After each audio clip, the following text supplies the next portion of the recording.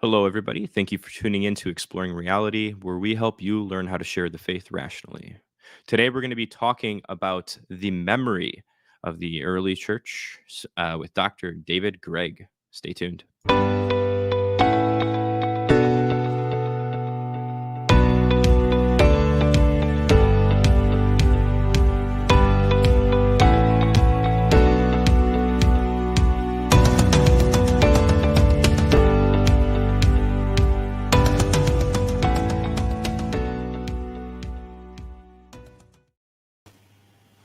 Dr. Graieg, how's it going? Yeah, great. Thanks for having me on. Yeah, thanks for coming. So you live in Australia, so it's late by you, very early for me. Yeah, Perth, Western Australia. So I think we're 12 hours time difference. So it's 12 p.m. at Yeah. night for me Well, on Friday. I appreciate you making this work despite the time difference. I'm very grateful for that. Before we kind of get into things, why don't you introduce Ooh, yourself is to the that audience? okay with the... Say what? We didn't drop out lag-wise? No, can you hear me? Yep, I can hear you, Okay. but I feel like it just swirled for a while there. But yep. Oh, that's okay. I didn't notice anything. Okay, yep. Okay. We're good. If anything happens with the stream or anything like that, likewise, just let me know. It's not a big deal. So before we kind of get into all the questions and topics that we'll be covering today, why don't you introduce yourself, kind of let everybody know a little bit more about you. Yeah, my basic background is I grew up in Perth. My father was a pastor. And in Australia, I think in the most recent survey, which will actually was done, so the 6 year ago survey, because the last one was done, but we don't have the results publicly yet. It's about 50% people tick Christian, but in Perth, I think they say less than 10% go to church. And for me, I grew up not having many Christian friends. I nevertheless had a lot of nice friends. But in general, I sort of found, we'd learn things at school and like things like evolution or like, it's why don't you play sport on Sunday? I mean, Christians can play sport on Sunday, but they'd sort of ask that type of thing because, Mm-hmm. we at church. And so, yeah, apologetics sort of helped me to understand my faith. And I went on to study electrical engineering, but even during my first year of it, I was like, I'd really like to go to Bible college or to seminary sometime to think about it a bit more. So after having worked for a few years, I went to Dallas Theological Seminary, did a master's there. And after that, I lived and taught in Singapore a little bit at a Bible college. And I've been back in Perth for about the last 7 years where I did PhD on, I guess what looking at memory of Jesus' resurrection. Yeah, and I've been involved in Bible colleges there. And so background has basically been blessed to have a Christian family and parents who encouraged me in that, but had a lot of questions from myself and friends that I've been able to look into and generally find that there's good reasons for Christianity. Nice. I can kind of relate on the how you grew up instance, except I was an atheist most of my life, actually. So now being a Christian for about six and a half years, most of my Christian friends, even today, they're mostly just online friends that are kind of dorky and nerdy that like apologetics like me. I don't really have too many Christian friends in real life, which is interesting. So I can kind of relate to that. Yep. Well, why don't we kind of just get into this a little bit? So you recently just got your PhD. Can you kind of give us a brief overview of the scope of your argument, what your PhD was on, all that jazz? Yeah, the title of it, and it's, by the way, it's been finished, accepted, and I'm looking to try to get it sort of published now.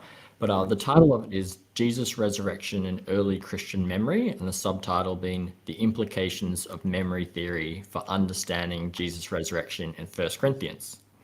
So basically sort of what that means is that I guess a PhD has to be like a new novel contribution, so you can't do something that's already been done. And there's a lot of excellent work out there on Jesus' resurrection.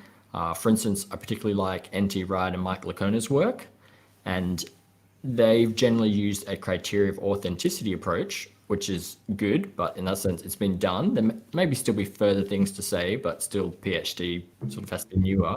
Mm-hmm. So some people have criticized the criteria of authenticity. I'm not sure if I don't agree with their critique by and large, which is to say I still think the criteria is a valid approach, but they've suggested a memory approach as a way forward.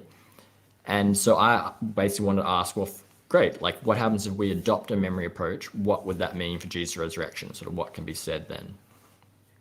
Yeah. So we brought up like the criteria approach to authenticity, and so generally, what are the criteria that we're looking for when we're asking whether a source is reliable or not? Yeah, yep. So I was saying, I do have some thoughts on that. So strictly speaking, that's not what my PhD is Yeah. on. Well, yeah, because I say the criteria of authenticity would basically want to say like, what can we say to say is a passage authentic? Hmm. And there's generally 3 or 4 main ones, although in theory you could list like 20 or more. The main ones being a multiple independent attestation, another one being sort of contextual credibility, or might have to do with a dissimilarity with another one. But yeah, but if you're looking at sort of a source, sorry, and just asking like, how can we say it's reliable or not? I guess you can look at what historians do in general. And I think, yeah, so Mike Lacona's work in particular would look in this. And you would say that there's different ways that historians go about it. And so sort of my thoughts on that is you'd want a source that's closer to the event. You want to Hmm. be able to know the perspective or the bias of that source. You want to ask whether the information can be independently verified, like, are there multiple confirmations of this or not? You'd want to ask, does that fit the context for that? And then fifthly, you would sort of want to ask, is there anything in that that works against the interest or the perspective of that author, which is to say they probably didn't make up something that makes them look bad. Hmm. Yeah. So they're the Yeah. kind of things. Yep.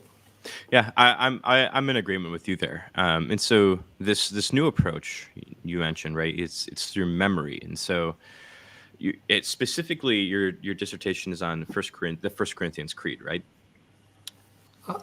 It's really on anywhere in First Corinthians that talks about Jesus' resurrection, Okay. which includes chapter 6, a couple of verses, the whole of chapter 15. But you're right, the most crucial part would be the creed in chapter 15, verses 3 to 8 or 3 to Yeah. 7. So why focus specifically on First Corinthians then, rather than any other kind of general New Testament writings? Yeah.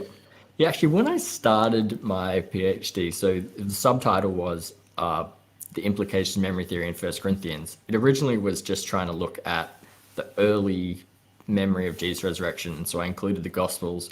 But either because maybe I just had dreamed up too much of a topic, or I was like long-winded in my writing, I ran out of space. So I did read a fair bit on the Gospels, but yeah, ended up just making the cut for First Corinthians. And so I guess why that one, it's not that it was like more important or anything, the Gospels. It's basically just that chronologically it's written prior to them. Although you might argue that what they're writing about, in a sense, like the Gospels is, the first day's morning of that resurrection. So yeah, it's chronologically advanced earlier. But if the Gospels are likely written in the 60s, depending on your dates, or maybe John's in the 90s, and some people put Matthew and Yeah. Luke in the 60s, some might put them in the 70s or 80s as well.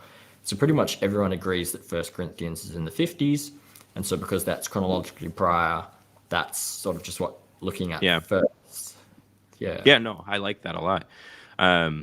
Even with the dating of the Gospels, I know Bernier, sorry, he corrected me the other day. Bernier just released his book on the dating of the New Testament composition. So it's been a good book so far too, which I don't know if you've read it yet, but really good. So someone that's never heard about memory theory, this approach might sound like really just different and almost like a little alien. Like, how do you reconstruct the memory? Like all this other stuff, right? So there's different theories out there. What are these theories, and what does this really kind of entail, I guess? Yeah, the memory approach essentially just says if something is a memory, then we can use what psychologists and philosophers say about memory to study it and to know about it.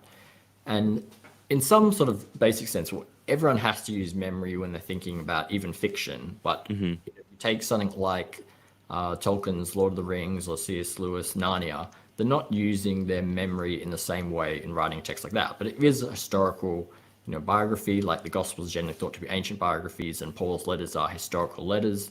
Then yeah, we're saying memory was used in that. So what do we know about memory mean for that? A good overview, if you want, of the memory approach has been Hoover Cane's The Quest for the Memory of Jesus, and that sort of goes about it. And I think he would at least say there's at least two distinct ways, and there's those who focus on individual memory, particularly someone like Richard Borkham or Rob McIver's books on memory sort of have an emphasis on that. And then there's those who focus on social memory, and it's not really an either or, so you can do both. And I know I tried to do both, although I'm sure someone would say I have a certain emphasis on that. But yeah, so in terms of the memory approaches, then you would have those who focus a bit more on individual memory and those who focus on social memory. And one sort of caveat I would give is the term social memory tends to be used in itself in a few different ways, which is, say, if you contrast it between an individual and the societal group of it, that would be one way. And actually, I'm quite happy with that sort of way. Like, I think there's a lot that can be said there. But social memory is also just sort of, I would say, used to talk about memory being constructive, memory being not necessarily what actually happened, but just how society remembered it, regardless of whether that, they may say, you know, why is this, that? And I think those are important questions, like, is memory constructive? Can we get back to the original event or just what people remembered? But yeah, I find it better to distinguish between what does the communal collective group think as well, and those issues. So I actually do try to cover sort of all three of that as well. Yeah. But, So can you kind of give a bird's eye view of what these different memory theories are? Like, what does it mean for memory to be constructive, for instance? yep. Yeah, so the traditional sort of way was to say memory was sort of passive. Like, if you focus on something, you think about it, and kind of like maybe like a filing cabinet, you know, you store your memory here and say what happened, and later on you can retrieve it and bring it out, and you say like, oh yeah, this is what I remember happening, like that.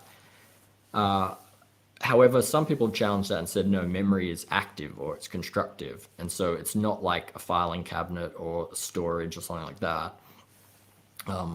Rather, what happens is you might remember a day at the beach, and then you've recently, you know, been playing with sand or something. And so you combined, you know, some memory of the beach, including with your new memory of the sand or like that. And the kind of studies that have been done is they would get participants to watch a car crash on a video, and then they would come and interview them and say, you know, how fast do you remember the cars were going when they blanked? And if you put in the blank like the words smashed or touched or collided, you get different things. And there's a few things going on there, because you might say, oh, that's just like suggesting, yeah, but they'd say that's like showing the active nature of memory, how it can be constructed based upon other factors and stuff like that.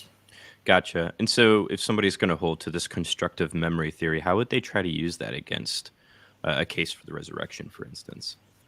Yeah, so I guess if you think memory is more passive, then you would tend to say, well, what people saw and then what they remember, and if it's passive in that process, it'd be pretty much the same. So I guess that's fairly straightforward. But yeah, if you think it's constructive or active, you've got to say, well, how could have it changed and in what ways? So Yeah. that's the question, and I guess there could be several ways. It is worthwhile pointing out, though, that some of these studies would say that semantic memory, memory of facts, is fairly passive. Like if you're trying to remember, like, you know, what's Michael Jordan's numbers with the Bulls, like, you know, you might say that's a semantic fact, and it's, you know, 23 and later 45, or can't remember how it changed, but yeah. But if you gotcha. think of episodic memory, this is memory for events in our life, like a day at the beach or your graduation or something like this. That's like an episode, and they tend to think, yeah, they're more constructive. So actually, for my purposes in First Corinthians, that's a creed, which that's a semantic memory, which is to say it actually probably is fairly passive. Things like that Christ died, that he was buried, that he raised, that he appeared to various people. Whereas the Gospels, that's got an episode of like early in the morning, they get there, it's still dark, there's one or two young men or an angel, and there's a certain number of women and what happens. So that, in a sense, would have some of that come into play more. Yeah, I gotcha. So somebody might say something like, especially when it comes to that First Corinthians creed, somebody might say something like, how did the memory of the resurrected Jesus change? But then the whole purpose of the creed is just kind of giving these quick little points that maybe even under this constructivist approach that the memories really couldn't have changed that much. Yeah, it's not so likely in Yeah. terms of, yeah, because if you look at sort of memory's ability and that, yeah, shorter things are generally easier to remember and grasp. And yeah. Gotcha. Cool. So what memory theory do you hold to, and how does this theory kind of change how we should view the resurrection? Yeah. So in terms of what memory theory, I think you would just say there are memory approaches and everyone might have their own slight take on it, but it's not like there's two different Yeah. memory approach. But yeah, so I'm just looking at that. In saying that, so someone like Rob McIver, I think, would study 7 or so factors, and he taking that from the book Seven Sins of Memory. And then I guess I have built upon that. So for instance, I've used his 7, plus I've looked at, what else can we find in a psychology textbook that would help us, or in philosophy of that. And I sort of sometimes go overboard and I list like 21 factors. And there may be times when you say some of them are more important than others, so you don't have to look at them. But yeah, so if you really want the memory approach that I adopt, identified about 21 factors that we can sort of look at. Yeah. Happy to list them, but yeah, I guess it's kind of long, but it includes things like, yeah, the constructive nature of memory. Yep. It includes things like what's called presentism or continuism. It's I basically actually think it might be beneficial to just kind of briefly touch on them. Like, so when it comes to presentism and continuism, like what does that mean?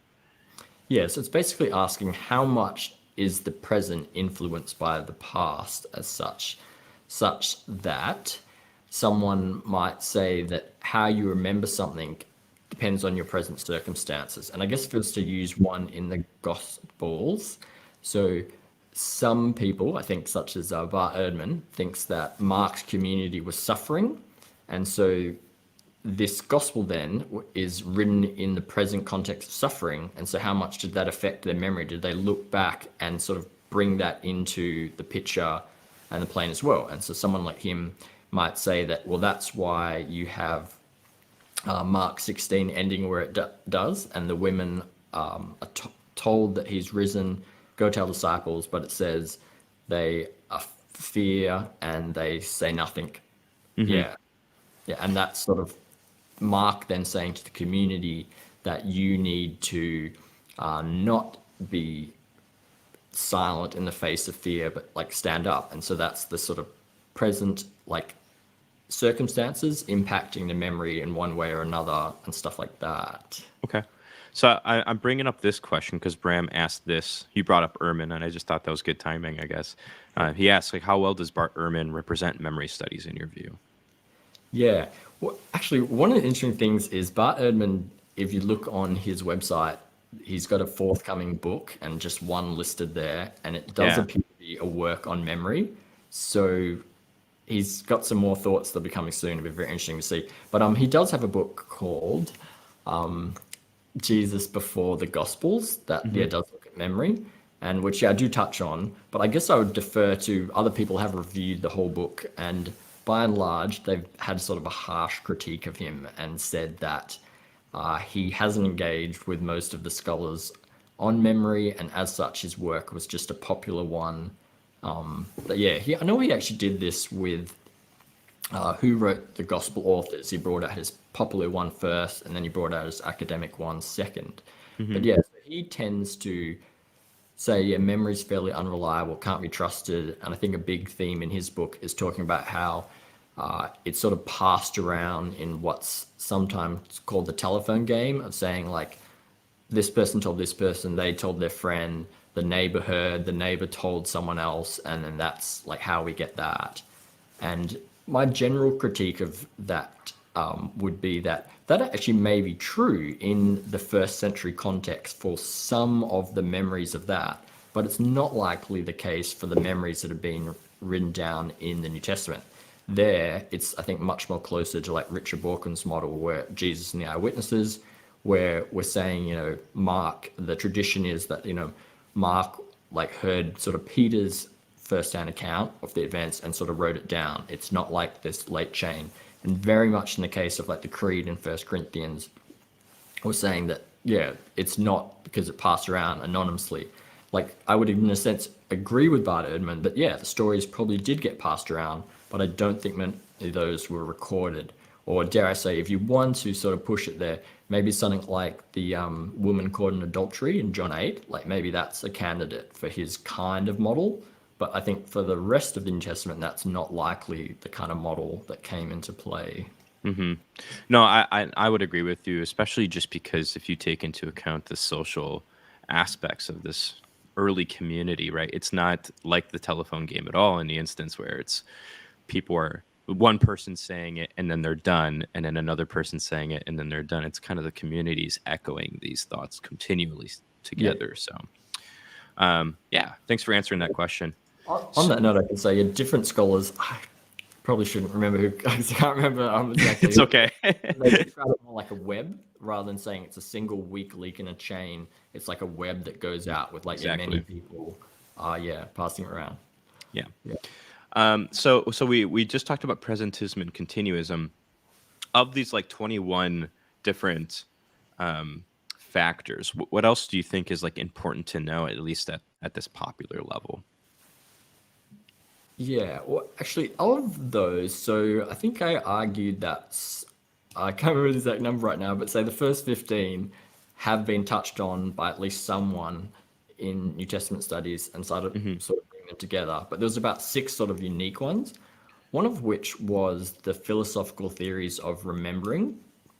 And that would be one that I actually find like quite significant, and it's sort of surprising that scholars haven't discussed it yet, and it has, in my mind, sort of big implications where you go. That being said, I said it's 21 points, and that's just one of them, but it happens to be that there's 4 theories of remembering, like as a sub-points under that. Yeah. Yeah, I was actually really interested in your dissertation when I started reading about like the flashbulb memories and stuff like that too. Do you have anything just that you would want to like hit on that topic right there?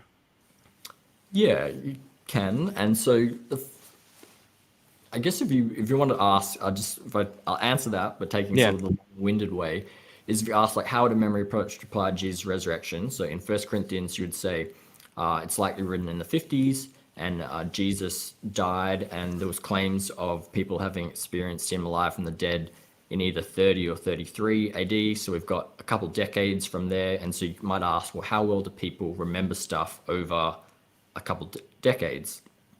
Yep. And then you can actually get, what they call forgetting curves, how sort of memory decays over time, and say, at 20 years, it's approximately this, that. But that would just be for a single individual over that period. And as we've said, there'll be stuff like, well, it's not just one, it is a community. And flashbulb memory basically says, and it's not just any old memory, like, what did I learn in high school, or like the name of my teacher or school or something like this. Flashbulb memory is saying it's something consequential. It's something you're emotionally involved in. Most of the examples we give are actually sort of sad things, such as like September 11th or the 2001 tsunami. Yeah, or like in previous generations, they might have said, can you remember where you were when you heard World War II started or when it finished and things like that. Yeah, and so these are being more significant events. They create sort of like a flashbulb in someone's mind.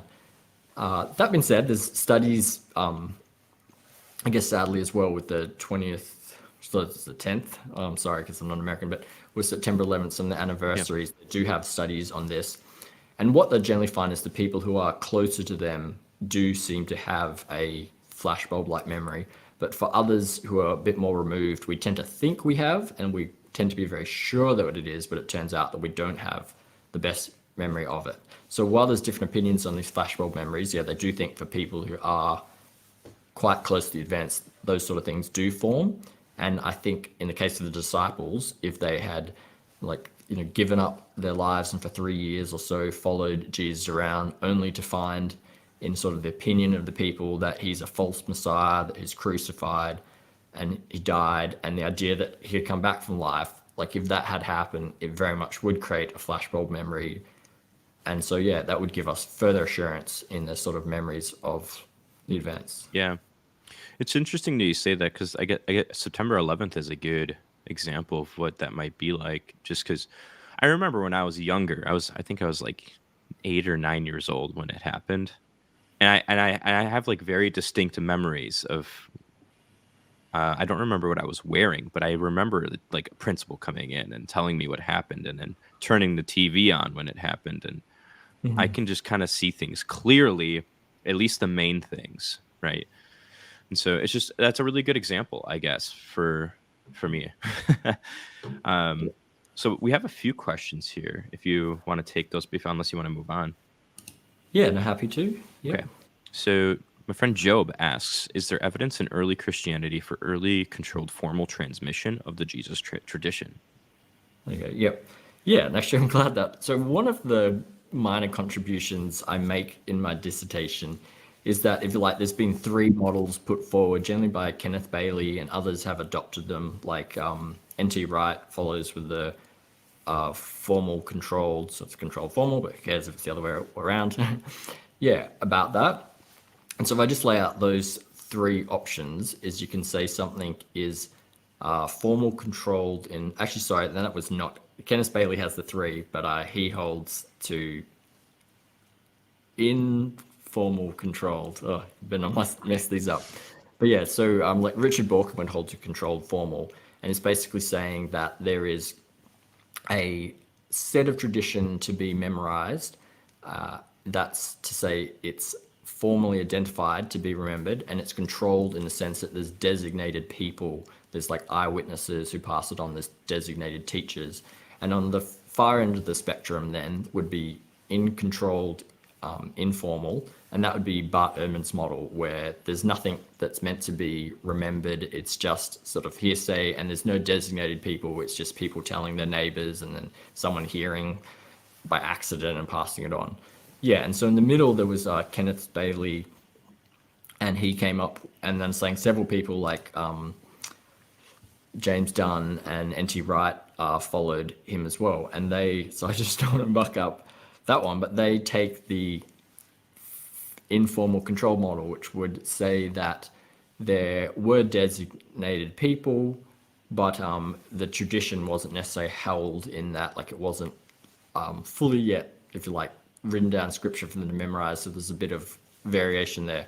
And I actually pointed out in my dissertation that there's a 4th option as well. So just flipping, if you previously had informal controlled, you could have formal but uncontrolled, which is, in my mind, kind of like, I'm not a rapper, but just as a modern example, maybe like that, where they may learn the skill of it, but they don't necessarily memorize exact words. Rather, the idea is, having learned the skill, they can sort of compose raps or something like that on the spot. And I think you could do the same with like musicians. They learn how to play the piano like that. And so I just pointed out that there's a 4th model.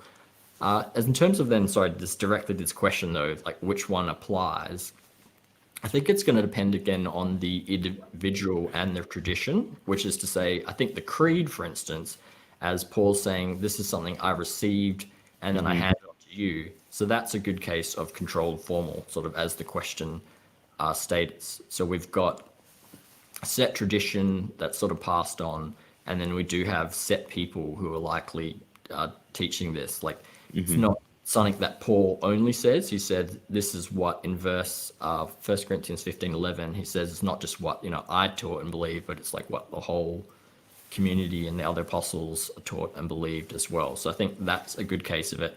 And I think there's several other creeds or traditions identified in the New Testament, such as Philippians chapter 2. And there's like 10 or so, so I just can't mention them all off the top of my head. But they would be good cases for that.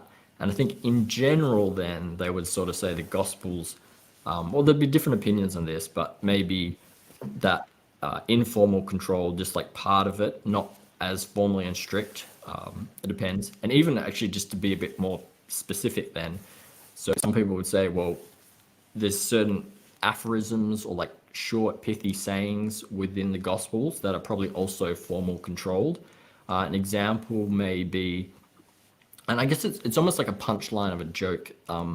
You can build up to it in different ways, but the punchline itself is sort of like, you've got to get that right, otherwise it doesn't work. And so in the Gospels, you might have Jesus saying, who do the people say that I am, and some say Elijah, some say one of the prophets, and then Jesus asks, but who do you say I am? And then the next part that follows may be a good case for controlled formal. Like, that being said, I think the three gospels make it slightly different, but I think the difference may be partly related to the audience. So I think Mark, so this off the top of my head, has you are the Christ, and then I think Matthew has you are the Christ, the Son of the living God. And I feel like Luke's slightly different, but I can't do it off the top of my head right now. That still is actually like saying you're the Christ is in Old Testament understanding the Son of God, like 2 Samuel chapter 7. So if Matthew's just sort of translating that for the audience to let them know the Christ is the Son of God, so it's still that, and that'd be a good case of like controlled formal transmission. Although I think in general you'd probably say that not the whole Gospels were controlled formal. Yeah. There are some, I think, scholars who try to make that case, but yeah. Yeah, I would agree with you. Would you say that the structure of certain passages, like for instance, the First Corinthians Creed, or certain parables, right? Like if they have a mnemonic structure or anything like that, would you say that's evidence of formal transmission as well? Yeah, in general, that'd be the kind of factors you'd include. Yep. Let's see here. So Callum asks, how much of an effect does repeating testimony have on the accuracy of that memory? If the 12 are repeating the events of Easter every few weeks, wouldn't that help across decades? Yeah, very much, as you said. Yeah, and so that's to say the more repetition is a way of memorizing stuff, and we do have statements in the early century that says something like a rabbi's life is repetition, and it was saying if that's the cultural background which they came in, it's likely that if the teachers in the early church and stuff like that, they would have had adopted some of these same sort of practices. And if Jesus is a Jewish rabbi, you'd expect Jewish followers to adopt some of the other common Jewish practices. That being said, so by and large, yes, repetition would help people to remember things. And I think if you read through the book of Acts, you've got evidence that they're talking about Jesus, and particularly about his death and resurrection, weekly, and it's something like Paul does on the Sabbath, and a lot of the sermons in the book of Acts center around Jesus' death and resurrection. So yes, without a doubt, you've got that. But if you're sort of being critical as well, if someone does repeat like a lie, or even if it's an accidental error, and then repeating it can also get it stuck in your head. So it doesn't guarantee it, but I mean, I think you're not talking about certainty, you're talking about more probable than not. Yep. And yes, I think we've got good reason to think that if these things were repeated, then they're likely that. Because there's been studies of World War II memories, and often these were stuff that were not repeated due to sort of the trauma of them. And so people are just recalling them sort of 20, 30, 50 years later, telling what happened. But by and large, no, with Jesus' death and resurrection, there's a partly actually I should comment with the memory theory here. You're saying if it happened, they were very likely talking about it a lot.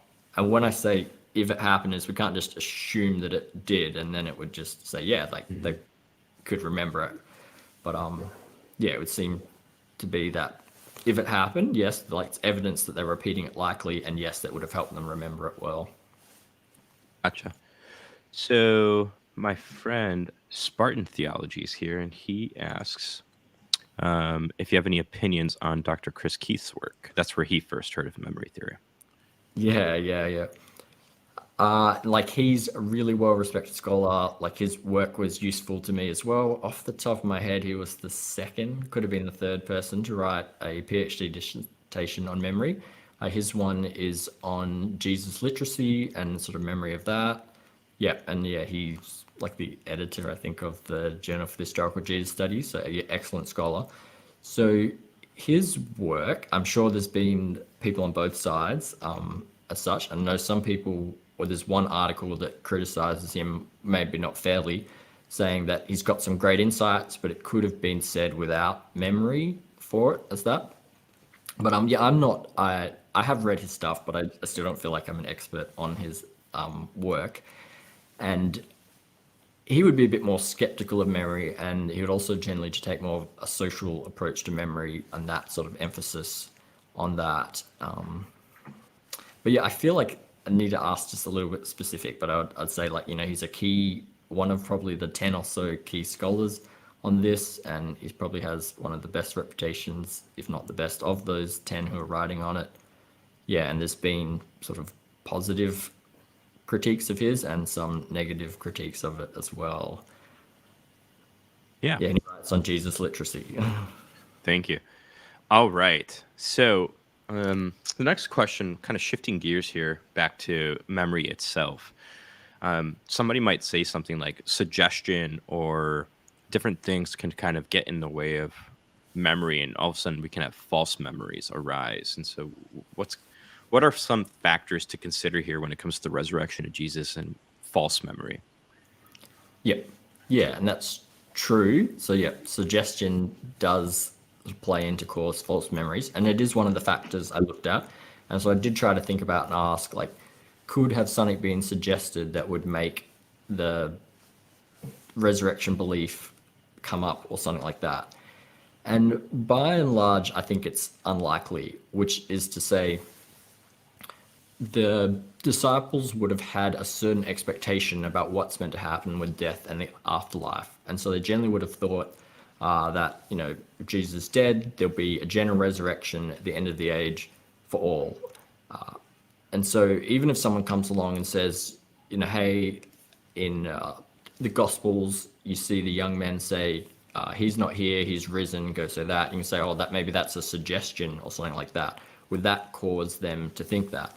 And in the Gospels themselves, we have them saying, like, when the women come to the disciples and say the same, they're like, no, like these women are like crazy, like, they go there running not so much to like, we believe it, but like what's happening, they're sort of doubting it. And so that's to say, they even in some sense have that suggestion, but it's not enough to get them to believe. Yeah. And so particularly, so my work's been on 1 Corinthians. So I do ask, like, could suggestions have been made to change the creed in any way? And the kind of thing I think that may be possible is, like, Paul says that there's 500 believers, some who have fallen asleep. And so you could hypothetically say that maybe Paul in an earlier church, like maybe he was in Philippi or Thessalonica, and Paul said, he appeared to Peter, and then to the 12 and to the 500, and then someone calls out, where's the 500 now? And he says, oh, some of them are still alive, some have fallen asleep.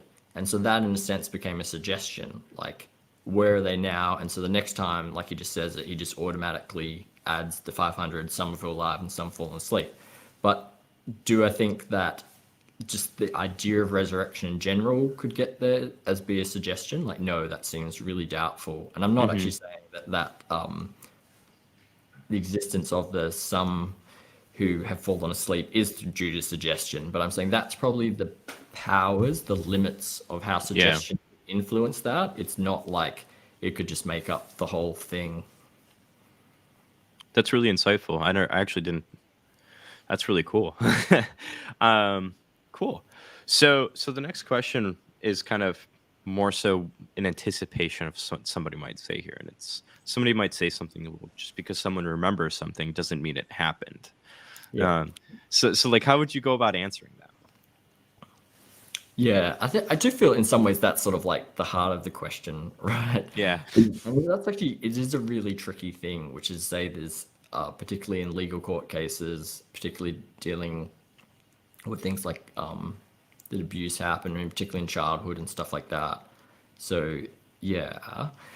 So what can be said about that? So one of the difficulties is that we're dealing with ancient history, which is to say there's, if you look at the Stanford Encyclopedia of Philosophy, they have an entry on memory, and they'll talk about marks of memnicity. And they'll say, like, if a memory is more detailed, it's less likely to, it's more like, if a memory is detailed, it's more likely to be a genuine memory than an imagined one or sort of made up and stuff like that. And that's on a spectrum itself.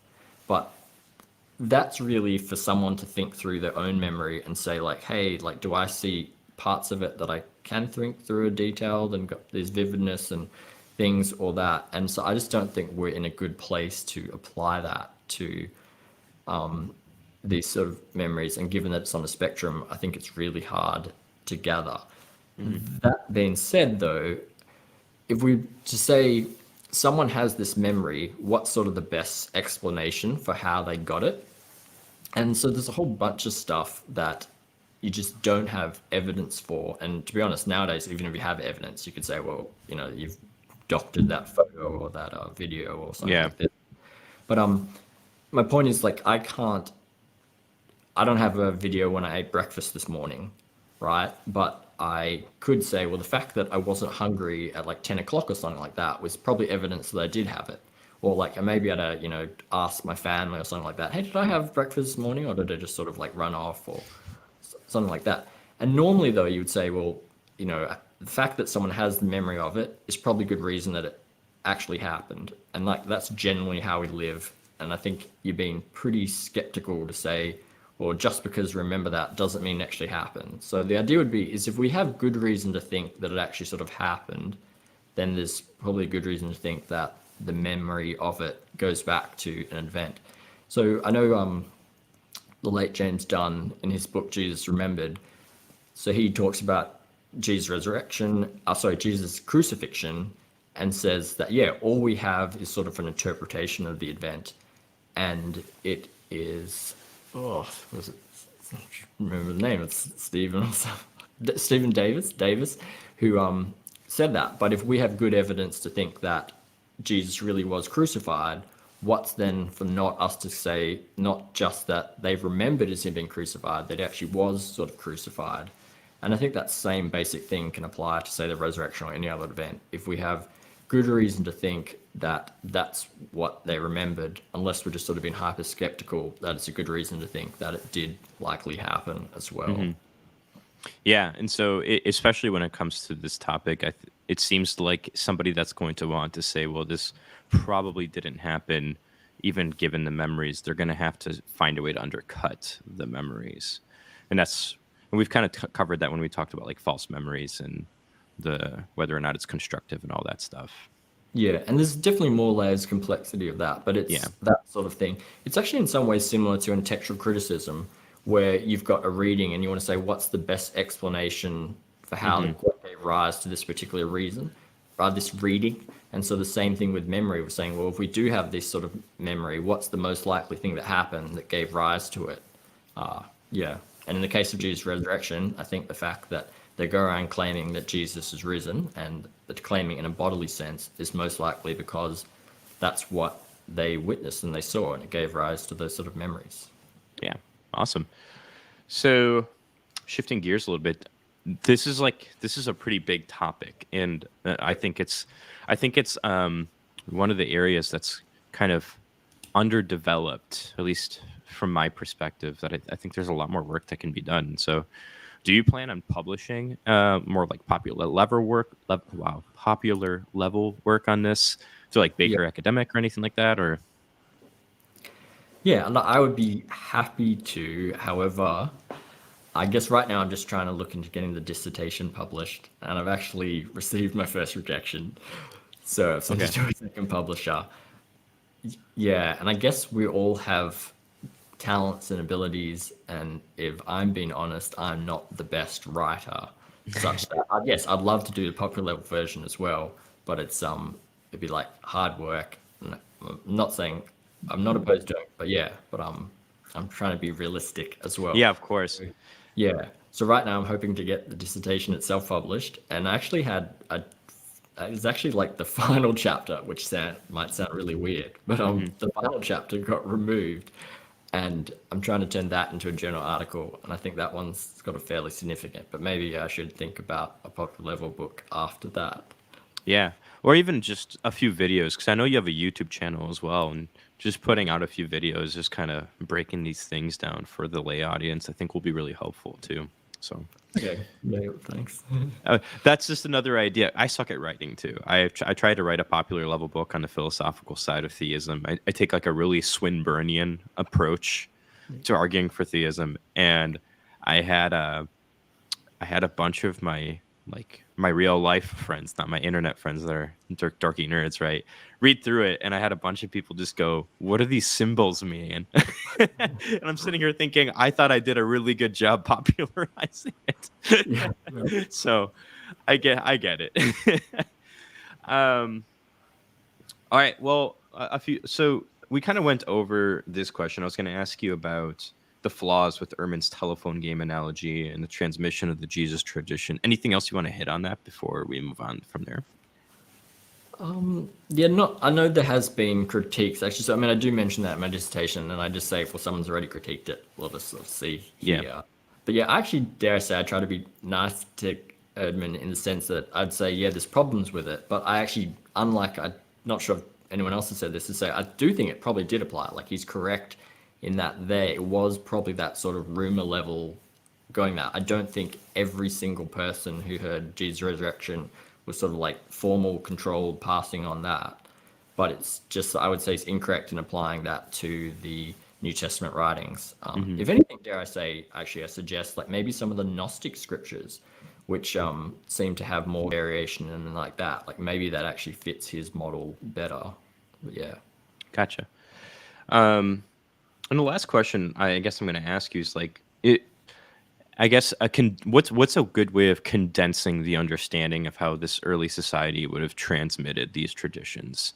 Because we kind of hit on this a little bit, but maybe for somebody that's just trying to grasp the structure or the model or like the most probable model of this transmission, what would it look like? Yeah.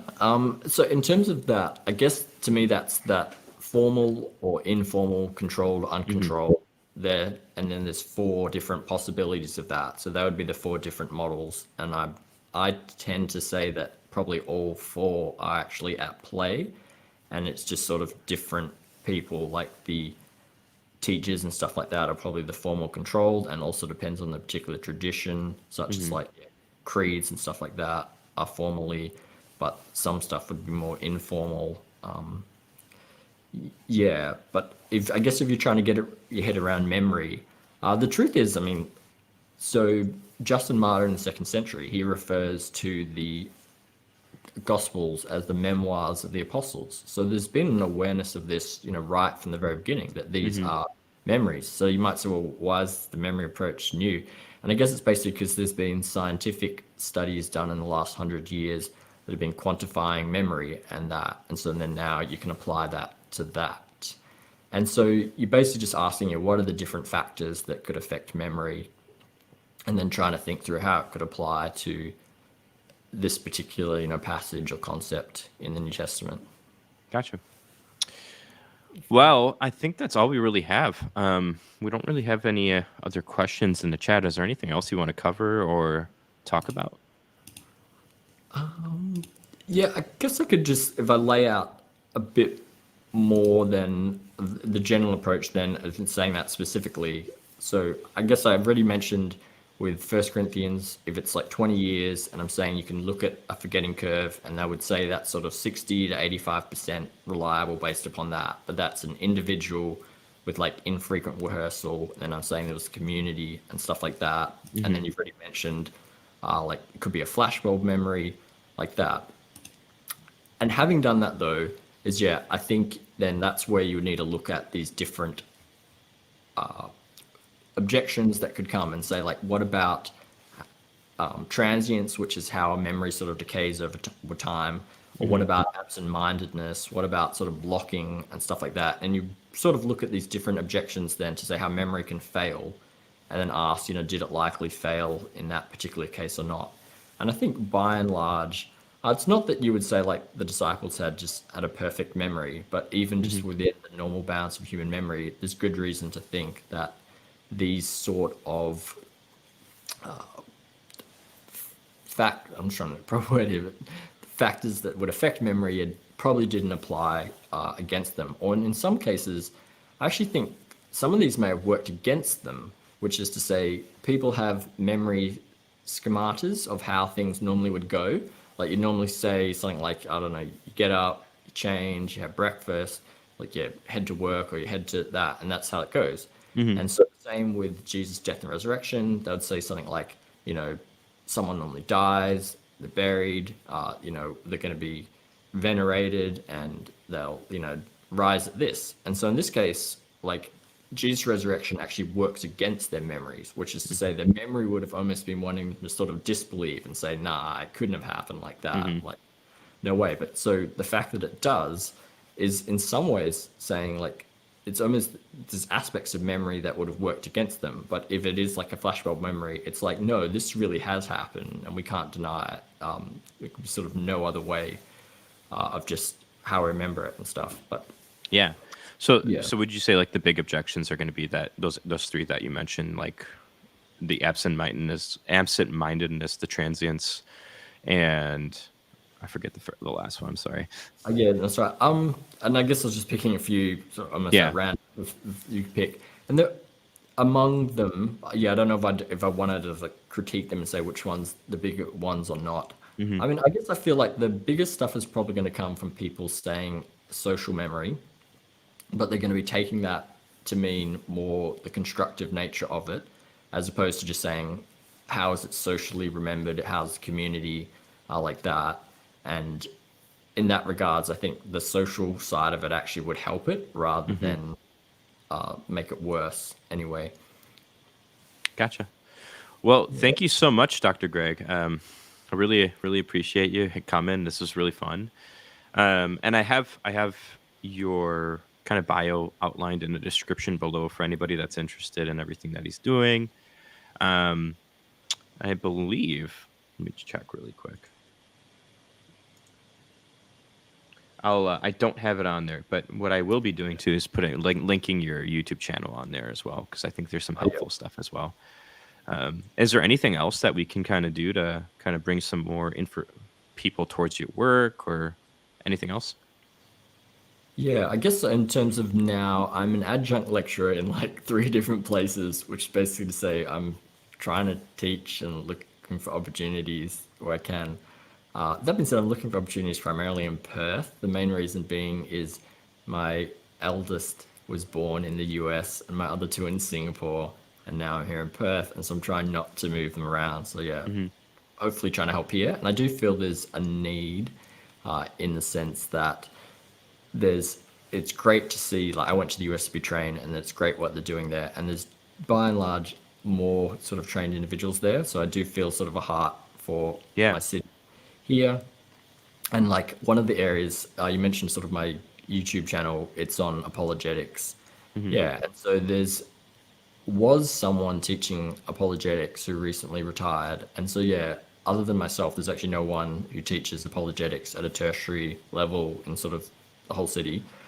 So yeah, I do feel a need for that. Yeah. And it is hard in some ways because I'd love to have sort of a colleague to be able to discuss and do things with. But yeah, and hence that YouTube channel was started since I've finished my PhD, got a bit more time. Yeah, and just trying to put sort of short videos on there on that. But Awesome. Well, thank you so much, Dr. Greg. Thank you, everybody, for listening and tuning in. Have a wonderful day, and God bless. Yeah. Thank you for having me. Thanks.